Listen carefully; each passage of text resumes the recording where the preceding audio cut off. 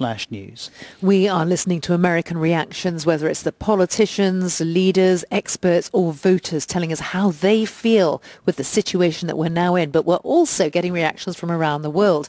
And one of the key relationships globally now is, well, the relationship, or lack of it sometimes, between the United States and China. President Trump has been tough on China. He says Joe Biden would be too soft. Of course, he calls COVID-19 the China virus.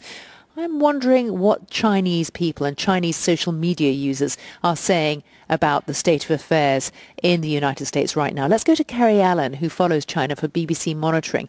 What kind of descriptions are you seeing? What kind of phrases jump out for you, Kerry? Well, the thing that strikes me the most is that the election is actually not the top story today. There's very much an emphasis in Chinese media on the US officially imminently pulling out of the Paris Agreement, which is the deal that unites all of the world's nations in a single agreement on tackling climate change. Now, in China, it doesn't, for the last few months, there's been a real emphasis on the cults of personality of the two candidates. But today, media are already kind of climbing ahead and looking at the implications of whoever gets in and what they have to deal with. And this is a big issue, obviously, because of carbon emissions.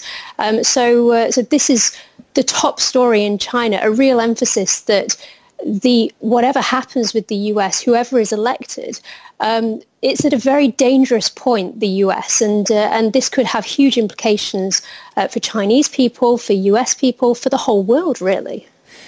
Really interesting, and Kerry, very important that you've mentioned climate action, the climate action emergency, which really hasn't figured in our conversation overnight so far.